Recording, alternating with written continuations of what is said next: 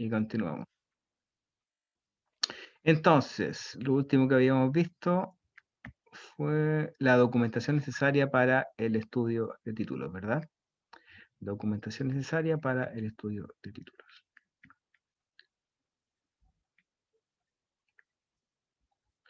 Bueno, entonces, luego de que la documentación necesaria es estudiada por la entidad correspondiente o el abogado correspondiente, te van a mandar un borrador de la escritura, ¿ya? O un borrador del contrato de compraventa. Ese borrador lo va a enviar al cliente el ejecutivo del banco. No olviden que el estudio de títulos se terceriza. Ya no lo hace el banco directamente, va a una empresa externa. Entonces, esa empresa externa le manda los resultados al ejecutivo del banco y ese le deriva al cliente. ¿Ya? Entonces, si es que está todo ok, tú revisas el borrador de la escritura. Fíjense siempre en los root, los nombres, la individualización del inmueble también. ¿Ya? Posterior a eso, si está todo ok, viene la última parte de la tramitación de la compraventa, que sería la escritura y también la inscripción en el conservador de bienes raíces correspondiente. Consideraciones previas. El artículo 1801, inciso 1 del Código Civil, dice, la venta se reputa perfecta desde que las partes han convenido en la cosa y en el precio. Usted me dirá, chuta, entonces, ¿cómo esto? Salvo las siguientes excepciones. Y una de esas excepciones es precisamente la compraventa de bienes raíces. ¿Ya? Por lógica, cuando usted va a un negocio, no tiene que hacer una escritura pública a comprar una bebida, pero cuando vende una casa, sí, y tiene que inscribirla también en el conservador de bienes raíces. Contrato de compraventa de inmuebles. Ustedes ya tienen nociones de lo que es la compraventa en sí, porque lo analizamos cuando vimos la promesa de compraventa. Primero, en el contrato de compraventa, el vendedor debe tener ánimo de vender la cosa y entregarla. Y de adquirirla y pagar un precio por ella. Usted mira, obvio que va a tener consentimiento. En derecho hay algo que se llama los vicios del consentimiento. ¿Ya? Vicios del consentimiento. Son, para que lo sepa más que nada, dolo, fuerza y error. ¿Ya? Pueden ahondar, eso ahí también no es parte del curso, pero se lo menciono para que lo tengan. Entonces, este consentimiento puede ser viciado, se puede llevar a firmar a una persona a través de un engaño o también a través de la fuerza. ¿Ya? Por ejemplo, usted me dirá, no, es que el abuelo firmó, estaba bien, pero lo llevaron engañado. Wow, hay un vicio del consentimiento, ¿verdad? Entonces, no está, ahí hay algo extraño que se puede alegar. Todo fuerza y error. Este Diego, contrato, ¿sí? Diego, en caso, por ejemplo, de que se venda una casa y que hay un heredero menor de edad, ¿Ya?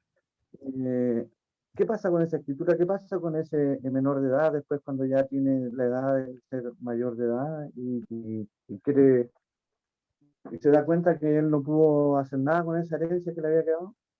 Lo que pasa es que no es que no pudo hacer nada, lo que pasa es que alguien firmó y administró a través de él, tiene un representante, pero él al cumplir la mayoría de edad ya puede administrar sus bienes. Y si esa casa ya está vendida, Si esa casa ya está vendida, no sé, tendría que entrar en alguna especie de juicio, me imagino, ¿verdad? Ya está vendida, nada que hacer, ¿qué le vamos a hacer? Pero cuando un menor de edad tiene bienes, su representante legal, normalmente la mamá, administra los bienes hasta que él los puede administrar eh, previamente.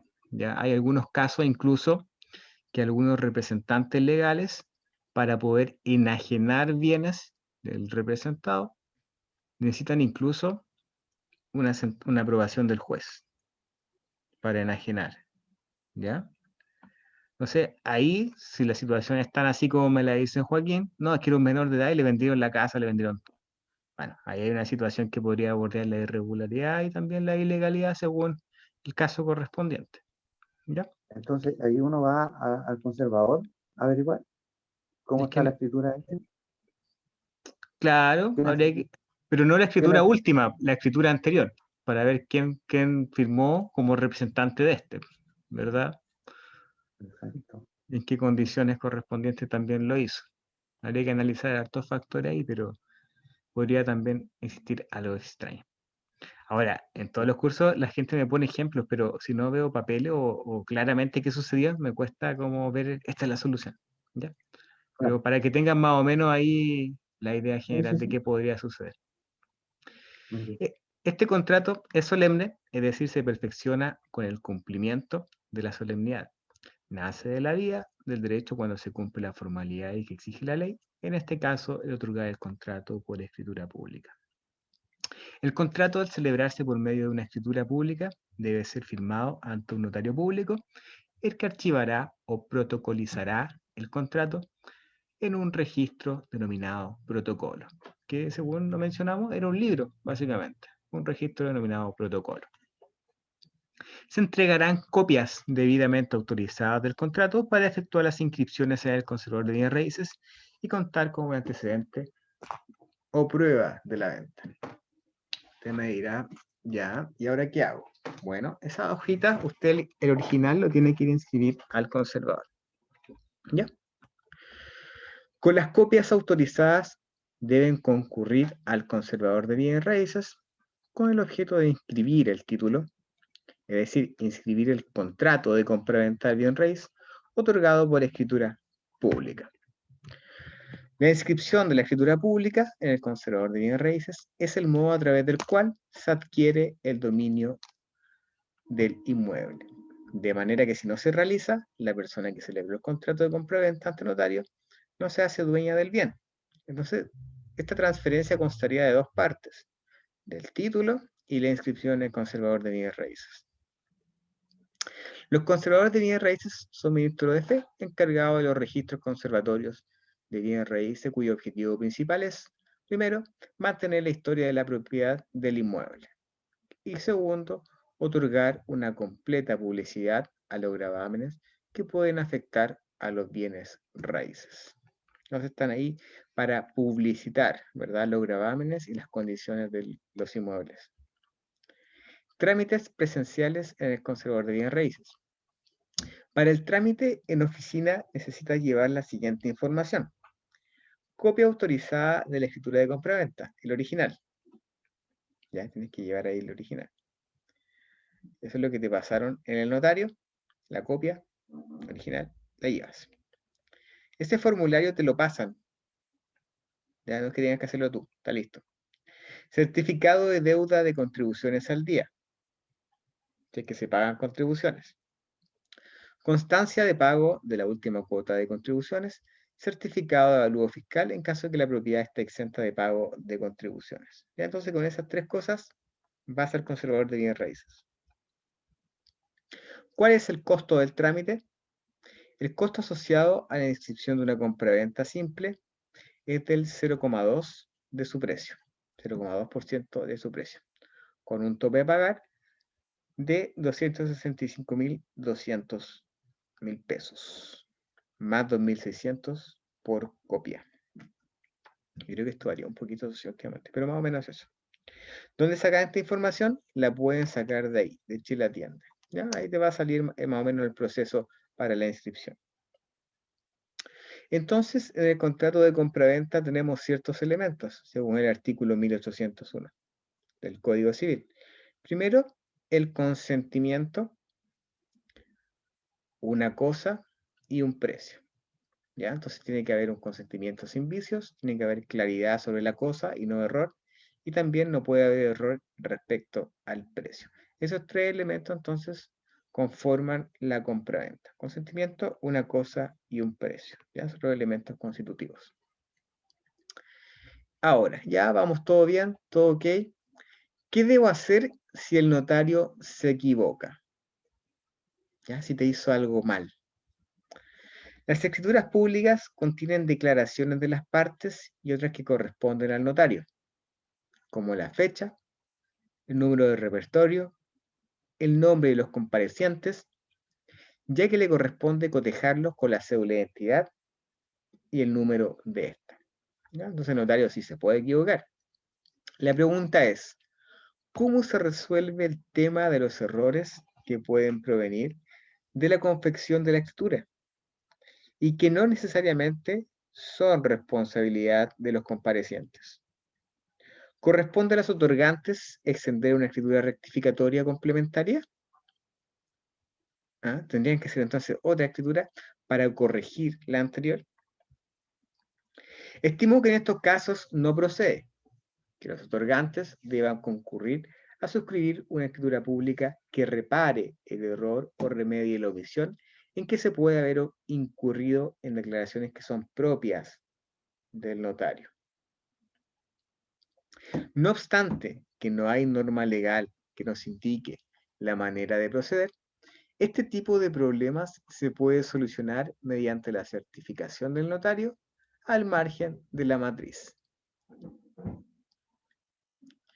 Esto no tiene mucho sentido, de que si el error lo cometió el notario, solo a él le corresponde remediarlo. ¿Ya?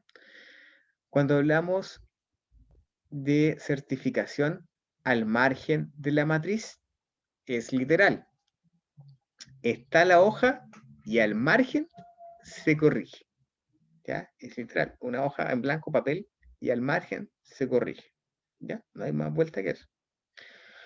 Un ejemplo práctico es un error en el número de la cédula de identidad de alguno de los comparecientes. ¿Ya? Esto es un poco común. En este caso, estimo que bastaría una certificación del notario que dijera: certifico que por un error se indicó que la cédula de identidad de don tanto era, siendo que el número correcto, al tener a la vista la cédula respectiva, es fecha de la certificación, firma y timbre. Y con eso ya estaría, no tendría que extender ninguna escritura complementaria ni de corrección. ¿Ya? Otro error que se puede cometer es la indicación del año en la fecha de otorgamiento de la escritura. Error en el que normalmente se incurre los primeros días de enero de cada año. ¿Por qué? Porque uno pasa el año nuevo y todavía cree que está en el 2020 y ya está en el 2021. Eso también le pasa a los notarios.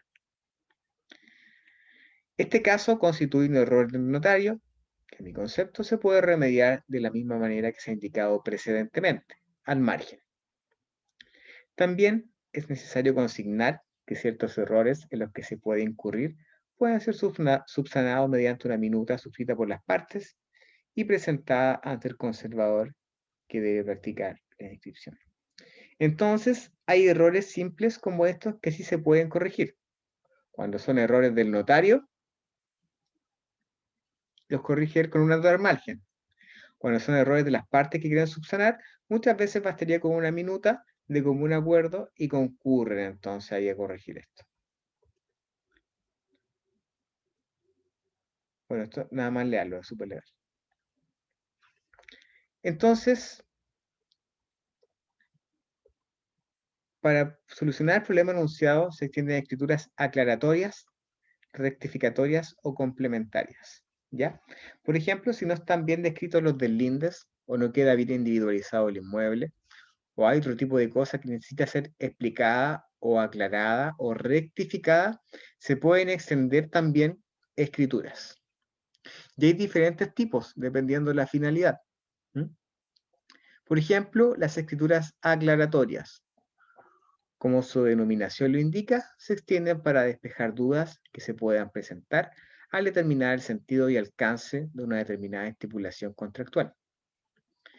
Rectificatoria, aquellas que tienen por objeto corregir errores en los que se han incurrido al extenderse una determinada escritura. Un ejemplo clásico de este tipo de escritura es corregir errores de los deslindes de una propiedad, que tiene por finalidad remediar un reparo del conservador de bienes raíces y así posibilitar la inscripción del título.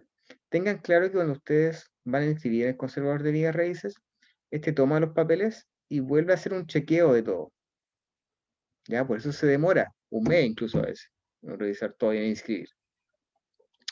Ya, vuelve a hacer. Entonces, podrían entonces el notario haber hecho la cosa más o menos nomás y tiene que rectificarse algunas cosas.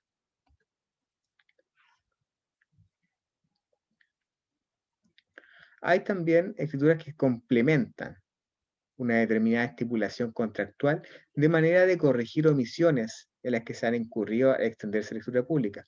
Un ejemplo habitual es cuando se omite mencionar en la escritura de compraventa que en ella se incluyen los derechos que le corresponden al propietario de los bienes comunes. ¿Ya? Se le olvidó poner entonces en una copropiedad los bienes comunes del edificio, en proporción al valor de lo adquirido. Se le olvidó.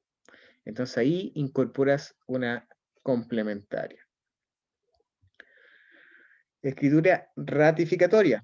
Aquella que tiene por objeto remediar situaciones que importan una nulidad relativa, como por ejemplo la autorización posterior del cónyuge para autorizar la venta de un determinado inmueble social, o de un representante para validarlo obrado por otra persona en su nombre.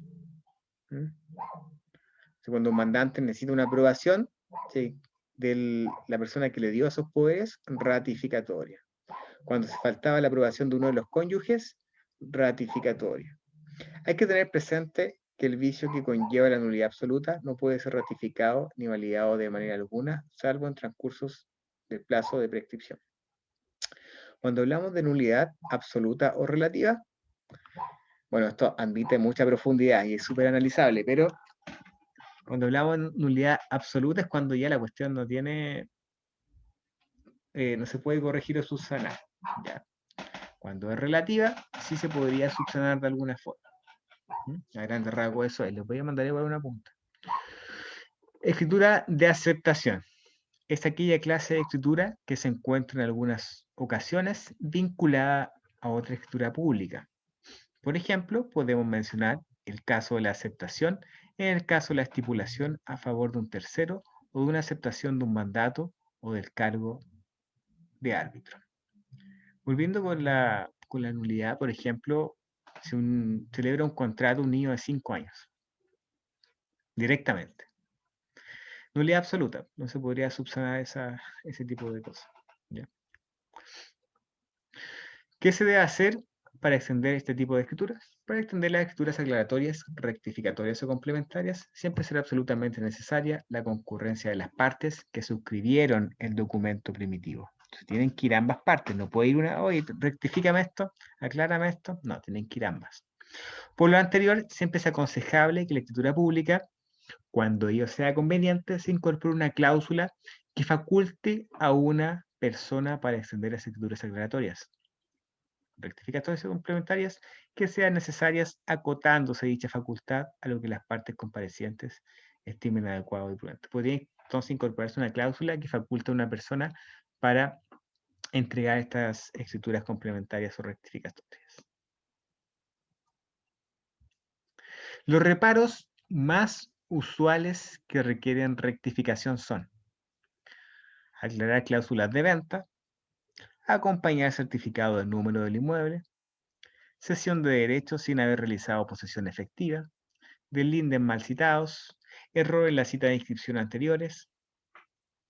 Por ejemplo, te cita la inscripción anterior, inscrita en tanto, tanto, tanto, y no era esa. Eso también puede ser. Existencia de derechos vigentes, incompleta la individualización del inmueble en cuanto al sitio, mal singularizado entonces el inmueble. Si quieren ahondar en esto, aquí les dejo el link correspondiente del reglamento del conservador de bienes raíces, acá abajito. ¿Ya? El reglamento del conservador de bienes raíces. Entonces, a grandes rasgos, la compra-venta, de lo que vimos en la clase pasada, tú vas, te pasan un borrador de escritura, lo revisas, está ok, vas entonces a firmar la escritura de compra-venta, te la firman, te pasan el formulario correspondiente, vas con tu comprobante de que no tienes deuda, luego tomas esa copia que te van a entregar, la original, y la vas a inscribir al conservador de bienes raíces. El conservador de bienes raíces puede demorarse varias semanas en revisar la documentación. Si está todo ok, se inscribe. Y ya cuando se inscribe, el banco gestiona y te traspasa el dinero al dueño. ¿Ya? Ojo, eso sí, ustedes me dirán, ¿qué pasa si había un crédito hipotecario que se estaba pagando? Si hay un crédito hipotecario que se estaba pagando, no es que el banco le dé el cheque al dueño. Aquí están los 70 millones. Y el otro banco va a quedar mirando. No. A grandes rasgos lo que pasa es que se arreglan entre bancos, por decirlo así. Porque el otro banco necesita resguardar lo que te había pasado y pagarse como acreedor en primera instancia. Y lo que sobra le llegaría al dueño. ¿Ya? Básicamente, podemos constatar, Profe, disculpe. ¿sí? ¿Me podría repetir lo último? Como que no lo entendí muy bien. Eso de... Sí, porque Juanito tiene una Ujú, deuda con Banco Falabella y vendió su casa con crédito hipotecario, ujú. ¿verdad? Con el Banco BCI compró el otro sujeto. Entonces tenemos dos bancos involucrados, Banco Falabella y Banco BCI. Banco BCI le pasó la plata al cliente para que comprara la casa, entonces no le va a pasar la plata directamente a Juanito, porque Banco Falabella no va a quedar mirando, va a querer asegurarse como acreedor. ¿Ya? Entonces el banco le va a traspasar el Disculpe, dinero al banco. por eso cuesta tanto que el banco del vendedor, digamos, firme, porque yo tengo un caso hace poco que me está pasando eso. ¿Sí? O sea, habría que ver. Mm, ¿Por qué me dice ¿sí? usted que cuesta que firme? Sí, porque ellos tienen una carta, se resguardan, digamos, antes de... Exactamente. Sí, Tienen pues, carta de resguardo y ese claro. dinero también tienen que resguardarse ellos como acreedores principales. No va a decir, oye Juanito, ya que te pagaron, págame, págame. No, Ellos no te van investigan a... antes de firmar, parece. ¿Sí? Claro, Investigan un ¿verdad? poquito, claro. Ah, ya. Así Sí. que por eso a veces se puede demorar un poco esa gestión y ellos van a pagarse primero. ¿M? Por eso Claro, también las casas tienen que venderse un buen valor, para que te alcance para claro. cubrir esa deuda correspondiente y también para que te quede un excedente a ti. Hay que siempre Claro. tener ojo ahí. Ujú. ¿Ya? Ya. Ya, señores, vamos a abordar en esta penúltima clase un tema que es bastante interesante. Ya yo creo que lo vamos a alcanzar a dejar como a media y lo terminamos la próxima clase. Nos queda mañana todavía. ¿Qué son los loteos brujos? ¿Ya? ¿Han escuchado hablar de los loteos brujos? Me imagino que sí, está muy de moda. Sí, yo le decía el otro día eso, los loteos Ujú. brujos. Ya, entonces ahora vamos a ver ese temita.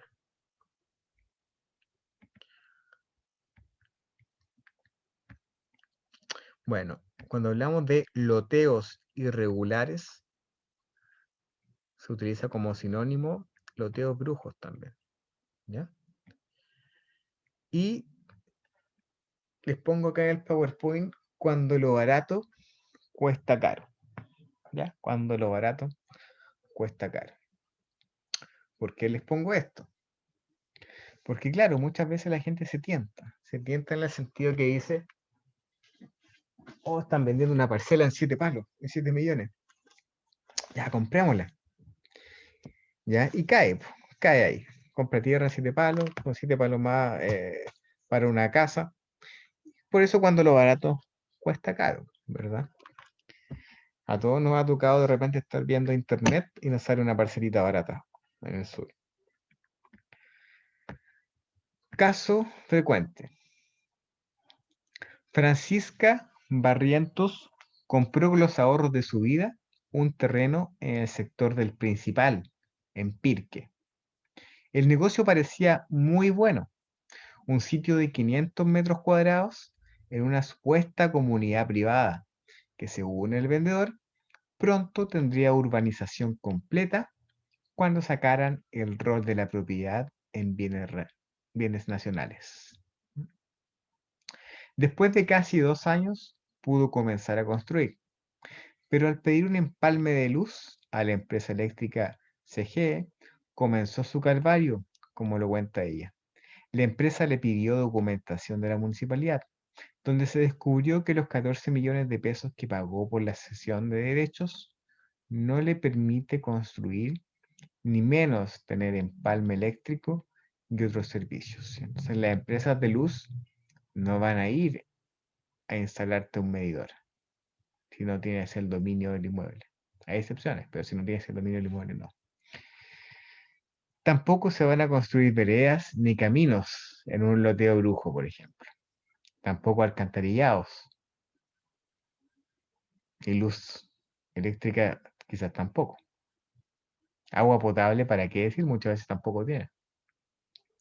Fui donde la persona a quien le compré y me dijo que había que pagar para solucionar el problema, ya que yo le había embarrado con ella a la municipalidad.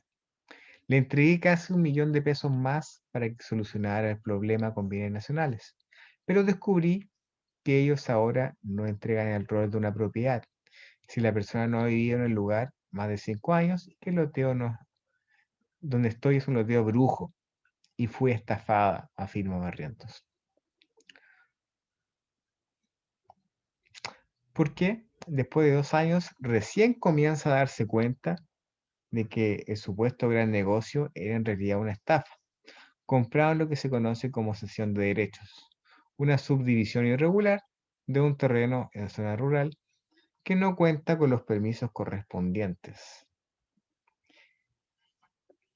de construcción, ya que el rol único de la propiedad solo permite construir 2 casas, mientras que la subdivisión de predios agrícolas actualmente solo permite como mínimo 4 hectáreas. Y las irregularidades no quedaron ahí. Francisca cuenta que aunque el terreno se loteó en 30 sitios, terminaron vendiéndose más de 50. Usted me dirá, ¿cómo es que se lotearon 30 sitios? ¿Cómo se vendieron 50? Porque no se vende el terreno físico, se venden como acciones, como porcentajes. ¿Mm? Los dueños le explicaron que ello se debe a que hubo muchos que no fueron cancelados en su totalidad, por lo que quedaron de reserva. Pero al averiguar, descubrí que como estos sitios no existen y somos solo sesionarios legalmente, ellos siguen vendiendo más sesiones, más porcentaje, más acciones, de derecho de una sola parcela, dice la afectada. Además, recalca, a mí me ofrecieron un sitio, no la participación de la propiedad de una parcela. Por esta razón han comenzado a unirse con los demás sesionarios para realizar los trámites para demandar por estafa a los dueños de la parcela donde se realizó el loteo irregular. Por otra parte, Claudia Retamal, sobrina de quien compró un sitio de 1.000 metros, en la anterior eran 500, estos son 1.000 metros, para subdividir deben ser 5.000 en terreno rústico. Metros en el sector de las Bandurrias, en Lorca Yaga. Señaló que luego de comprar nada fue normal. El dueño de la inmobiliaria les ofreció urbanización completa en menos de un año. Entonces no lo pensaron 2 veces. El lugar estaba cerca de Puente Alto y los papás de un amigo también habían comprado sitio ahí, para un terreno en Pirque. Y estar a 15 millones era una gran oportunidad. Claudia convenció a su tío, quien pagó al contado la cesión de derechos. Luego de cancelar el monto pactado, vecinos comenzaron a construir. Cuando los inspectores municipales clausuraron el lugar, por ser un loteo irregular. Luego de esto, cuenta Retamal, comenzaron los problemas. El dueño de las inmobiliarias nos decía que esto se debía a que el alcalde no quería a la gente de Puente Alto en Pirque, pero fui a bienes nacionales a ver qué pasaba con nuestro caso y descubrí que la empresa contratista Geotop, quien debía regularizar nuestro tema, estaba siendo investigada por ellos y que la ministra le pidió la renuncia al CDM metropolitano y nuestro loteo había sido rechazado por varias irregularidades, afirmó. La familia de Retamal no da por perdido su dinero, porque ahora entiende que es una cesión de derechos. Señala que dependiendo de cómo avancen las negociaciones con los cesionarios y el dueño de las parcelas, analizan realizar una demanda conjunta o personal por estafa.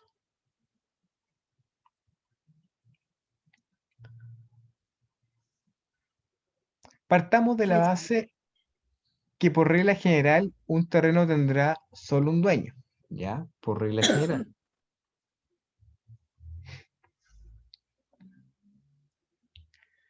Es más, el ordenamiento jurídico está en contra de las comunidades y facilita las acciones para ponerle fin a este tipo de situaciones. Las acciones y derechos se generan cuando hay dos o más personas con derecho de dominio sobre una propiedad, generándose una comunidad o copropietarios. Las acciones y derechos son bienes muebles. ¿Ya? La casa es inmueble, el sitio es inmueble, pero las acciones o derechos son inmuebles, por lo tanto no tienen que inscribirse en un conservador. Lo que significa que no tienen la misma protección legal de los inmuebles. Por lo tanto, cabe preguntar, ¿qué es lo que estoy comprando en realidad? ¿Ya? Y aquí muchas veces igual te engañan. Yo una vez hice un experimento con un amigo y vimos unas parcelas en Facebook y le preguntamos al tipo, ¿tienen rol propio? Sí, tienen rol propio. Ah, ok. Oye, ¿me podías mandar el documento? Me mandó el documento a mí y a mi amigo. ¿Y qué pasaba? Que eran parcelas distintas pero tenían el mismo rol. Entonces, ese rol no era de la parcela en particular, era de todo el lote. Todos tenían el mismo rol. Ya, y claramente hay un engaño, que apunta hacia un delito. Resumiendo, la comunidad es dueña de la propiedad, es decir, el conjunto de personas es la dueña del sitio. Pero la persona que tiene acciones y derechos no tiene dominio exclusivo sobre una parte de la propiedad. Lo que compras es en realidad una participación dentro de la comunidad. Como preguntaba la compañera ayer, oiga, pero yo tengo este pedacito de aquí, la esquina es mía. No, ese pedacito de la esquina no es tuyo, porque es porcentual del todo lo que tú tienes, no ese pedazo. Por más que tú delimitas, pongas estacas con palos verdes, no, ese sitio no es tuyo. Tú solamente tienes la participación en el todo. ¿Es ilegal vender derechos? Aunque no es ilegal la cesión de derechos, sí configura como delito cuando se vende un espacio físico dentro del predio por medio de la venta de cesión de derechos. En palabras más simples, la cesión de derechos te hace dueño de un porcentaje del total de la propiedad inmueble en el papel. ¿Qué quiere decir esto? Para impuestos internos existe una comunidad de dueños cesionarios en un solo bien raíz, pero no una subdivisión de terrenos físicos dentro de la propiedad. Cuando alguien vende cesión de derechos, marcando un espacio físicamente dentro de la propiedad, es decir, pone rejitas, pone estacas, marca con cal, con un plano o cercado y especificando los metros cuadrados en la promesa de venta, se estaría realizando una estafa, ya que la víctima sería inducida a comprar a través del engaño, un terreno físico que no existe. Hay que entender que una cesión de derechos es un contrato por el cual una persona compra uno o más derechos o un porcentaje sobre una propiedad.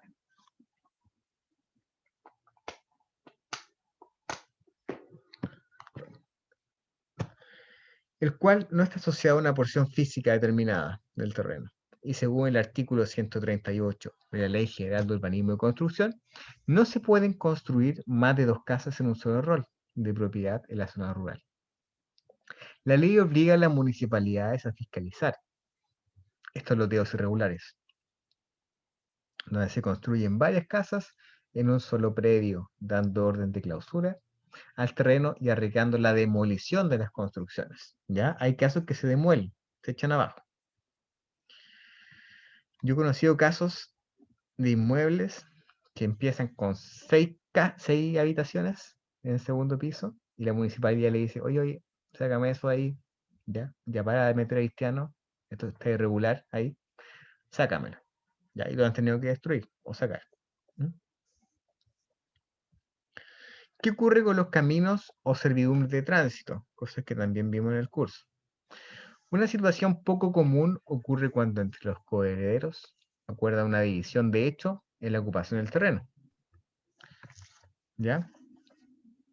Cuando hablamos de coherederos, se aplicaría otra ley especial, se llama Ley Sabaj, que es la ley 19.807.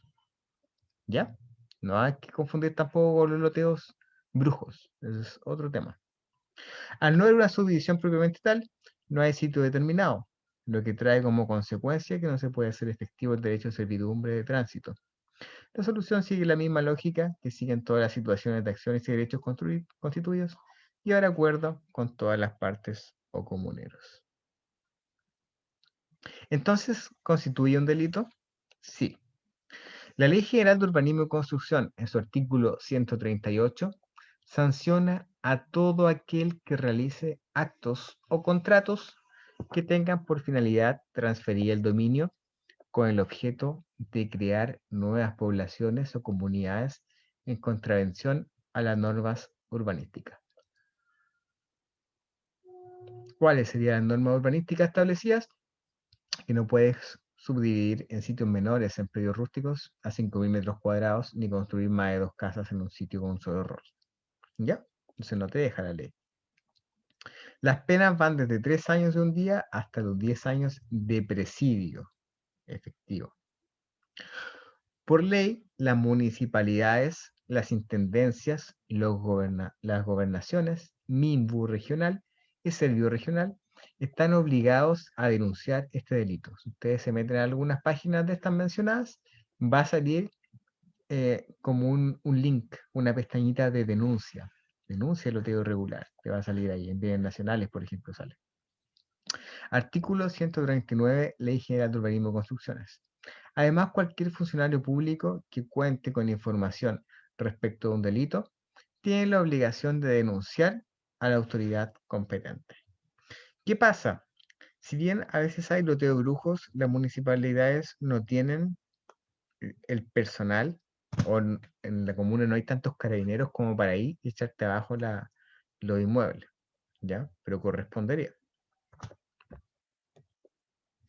¿Cómo evitar caer en un engaño por una cesión de derechos? Bueno, lo más importante es informarse antes de comprar.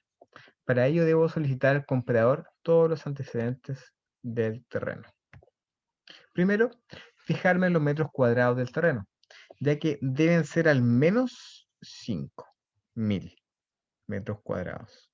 Al menos 5.000 metros cuadrados. Lo primero, 5.000 metros cuadrados entonces, no olvidar.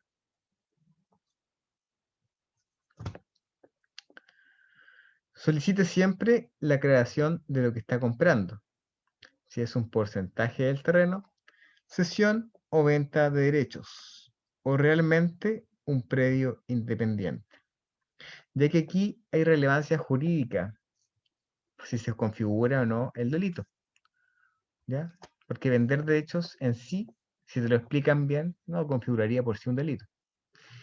Si es parte de un loteo, solicita antecedentes legalizados ante notario en lo posible o copias con timbres originales de la municipalidad del proyecto de loteo. Si tú estás comprando, entonces estás loteando un terreno, cumples con los requisitos, ya, parcela de 5.000 metros cuadrados, el encargado tiene que presentar un proyecto a la municipalidad, un proyecto de loteo, ¿ya? Entonces puedes pedir los timbres también, ¿sí? O ver el estado si es que está avanzado. Averigüe el grado de urbanización del terreno. Urbanización, cada casa tiene un medidor. Cada casa tiene un medidor. O tienen agua potable. ¿Ya? Si tienen medidores, es porque probablemente tienen rol propio. Y si hay agua potable es porque está bien avanzada la urbanización. Por lo tanto, ese proyecto de loteo está bien encaminado. Solicitar la asesoría de especialistas y profesionales en estos temas, tanto como de abogados, de arquitectos y, por qué no, también de corredores de propiedades. Otros casos relevantes. Miren, acá en la zona estaba el caso Fabricio, por ejemplo, ya que cerca de la laguna de Aculeo vendía loteos irregulares. ¿Ya? Loteos irregulares. Salió en la tele este caso. En el caso particular, en primero, se ocultaba la información. Segundo, eran terrenos inundables porque abajo hay napas subterráneas. Terreno inferior a los 5.000 metros cuadrados. En el caso concreto eran de 400 metros cuadrados. Cuarto, el valor de los terrenos oscilaba entre los 5 millones y los 8 millones. Entonces, claro, eran terrenos relativamente baratos. Eran terrenos grandes y baratos. Obviamente eran muy llamativos. Miren, acá tenemos una foto de cómo eran los terrenos. Claramente eran inundables. ¿Ya? Claramente.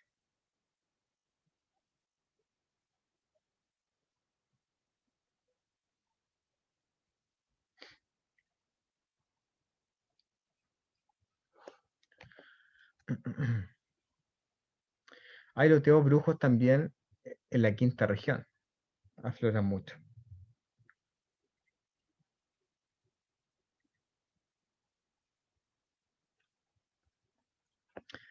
¿Qué dice la ley? Artículo 138, Ley General de Urbanismo y Construcción. Será sancionado con la pena de presidio menor en su grado máximo a presidio mayor en su grado mínimo el propietario, loteador o urbanizador que realice cualquiera clase de actos o contratos que tengan por finalidad última o inmediata la transferencia del dominio, tales como ventas, promesas de venta, reservas de sitio, adjudicaciones en lote o constitución de comunidades o sociedades tendientes a la conformación de nuevas poblaciones, en contravención a lo dispuesto en el presente párrafo. ¿Ya? Entonces, se castiga con presidio lotear irregularmente. ¿Qué dicen las autoridades al respecto? Creemos que hay situaciones en las que sí se justifica un loteo, como por ejemplo cuando hay sesiones de terrenos familiares, donde los padres entregan los terrenos a sus hijos, ahí es entendible, pero no es el caso de especuladores inescrupulosos que solo lucran con el desconocimiento de las personas. Esto lo dijo la subsecretaria de Bienes Nacionales. En ese sentido, hay que distinguir entre loteos irregulares, derivados de la comisión de un ilícito, en cuyo caso la posesión se origina por la adquisición de derechos y acciones de un inmueble con el objeto de comercializarlo, y los otros terrenos, en cuyo caso la posesión deriva de la ocupación histórica de la propiedad. ¿Ya? Entonces estaríamos en cosas diferentes. Esto se ha convertido en un negocio redondo para los estafadores que venden estos loteos. Y las sanciones de la justicia son mínimas. Por lo tanto, el negocio sigue proliferando y lo único que hace es fomentar pobreza y generar guetos rurales de una mala calidad de vida y puntos de contaminación, porque no tienen agua potable ni alcantarillados, ni veredas, ni calles, ni alumbrado público. Una de las principales razones de este problema se da porque no existía una alineación entre el Ministerio de Bienes Nacionales, las municipalidades, ni tampoco el Conservador de Bienes Raíces. Las notarías que oficializaban los contratos, porque claro, vender acciones en notaría no era ilegal, por decirlo así. De esta manera, muchos loteos brujos terminaban legalizándose tras 5 años de posesión por parte de sus ocupadores irregulares. Esto sucede en la mayoría de las comunas rurales del país, porque en el legítimo anhelo de tener calidad de vida, la gente busca lo mejor de la ciudad y las ventajas de vivir alejado de la misma. Entonces, estas personas venden esperanzas e ilusiones, que luego se frustran cuando la gente se da cuenta que no son dueños de nada, explica Cristian González, secretario ejecutivo de la Asociación de Municipalidades Rurales AMUR. ¿Hasta acá hay alguna pregunta?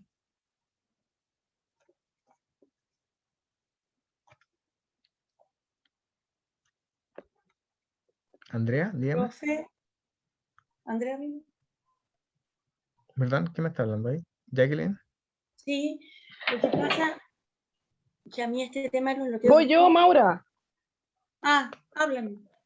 No, sorry. Tengo el micrófono prendido. Y le dijo la niña, creo. Ya. Ah, claro, yo creo que una de las cosas más difíciles que le puede tocar a un corredor de propiedades es que le interceder, no interceder, averiguar, o porque esto de los loteos brujos es una cosa impresionante, porque como acá recién usted dijo, incluso parecen aparentemente legales. Entonces no es tan fácil detectarlo, por eso que acá en Arica, al menos yo les contaba el otro día que se ve mucho en Utah, porque están urbanizando todo ese lugar y subdividiendo y vendiendo, y también se descubrió de una persona muy conocida acá en la zona que loteaba y vendía y bueno, está demandado, por supuesto, todo lo que dice usted lo demandaron, se unieron la gente que compró, que eran como 14 personas, 14 familias detrás de esas personas, y lo demandaron y está en curso esa demanda. Pero para un corredor de propiedades, por ejemplo, si a mí me toca que alguien me diga que quiere vender 2 terrenos en Utah, yo lo primero que tengo que hacer es todo lo que nos dijo anteriormente para averiguar de que no son loteos, que no son predios brujos, que no son loteos que están en condiciones para venderse. ¿Cuál es el primer paso que yo debo dar? O lo dijo y yo no, a lo mejor es ver si está inscrito, porque ¿cómo lo descubro yo como corredora? Mira, la verdad es que los tips los mencioné anteriormente. Lo primero que tienes que ver es los metrajes, a 5.000 metros cuadrados. Y eso lo tengo claro. Ya. Eso Lo lo sé. segundo, ver si la municipalidad existe algún proyecto de loteo. Ya. ¿Ya? Tercero, Ya. también puede ver el nivel de urbanización, porque si cada casa o cada parcela tiene un medidor y tiene agua potable, es porque Ya. también está avanzada la urbanización. No, las empresas de luz no van a ir y ponerte un medidor si es que no está el proyecto ya más o menos consolidado o las casas tienen rol propio. No lo van a hacer. Ya. ¿Ya? Pues, ya. Andrea, Muchas gracias.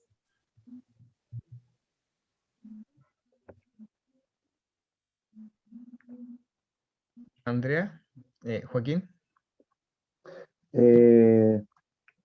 Claro, mira, Ay, sí. la pregunta es que Ay. si, por ejemplo, Ujú, si yo me compro este terreno, ya que ya tiene 5.000 metros cuadrados, ujú. yo me puedo fabricar una casa aparte de la mía, una casa aparte, pero que no se la para utilizarla yo. Ajá. Puedo fabricármela, ¿no es cierto? Sí, 2 casas por rol. 2 casas por rol. Ujú, Ya, eso es, independiente de que la vaya a ocupar alguien o la ocupo yo mismo. ujú. ¿Mm? Francia, ¿O la dígame. puedo vender esa casa? ¿Puedo vender esa casa? No, porque el vender lo que estaría vendiendo derechos, estarías loteando irregularmente. Sería lo mismo. Sería lo Claro. mismo. ¿Sabes por qué se pueden hacer 2? Porque como son predios rurales o rústicos, la ley pensó el patrón y el inquilino que trabaja para el patrón.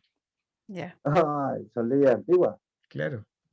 Francia, Claro que sí. Sí. Sí, mira, Pero por es con ejemplo, ¿sí? respecto a casi lo mismo de Joaquín. ¿Qué pasa si tú quieres hacer cabaña? Ah, ¿Tienes pero es que que tener algún permiso municipal? sí, para hacer cabaña necesitas un permiso municipal, ¿ya? ¿Ya? Necesitas permiso municipal. Pero si quieres hacer cabañas para arrendar, Mm, obviamente no estás transfiriendo el dominio, solamente estás no, prestando el uso, no. ¿ya? Pero obviamente necesitas para edificar permiso municipal, ¿ya? Si fuesen más de 2, ponte tú, ya hay una en el terreno, ¿no? Está la casa principal más una Ujú. cabaña. Si yo quiero hacer una tercera, ¿ya tengo que pedir permiso municipal?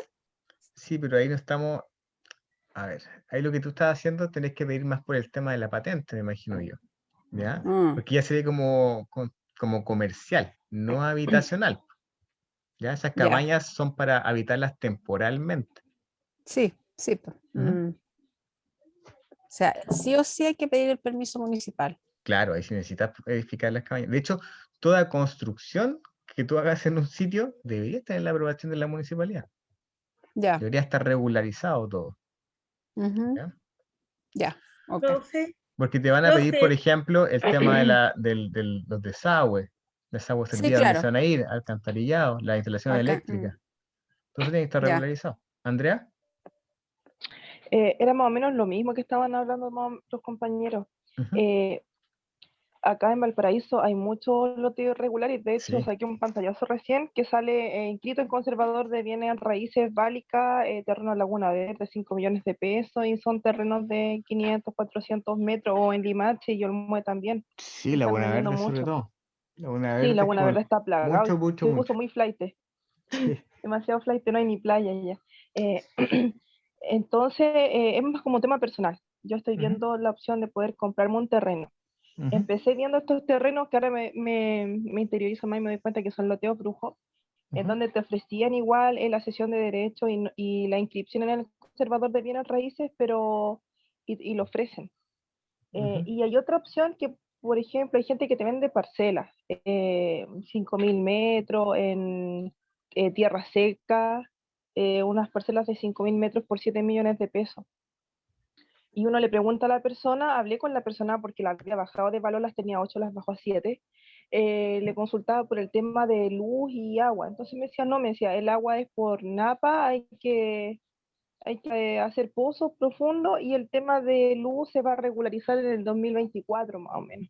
Entonces, esos terrenos de 5.000 metros que a uno le dicen que es con rol propio, ¿son viables o también son chantas?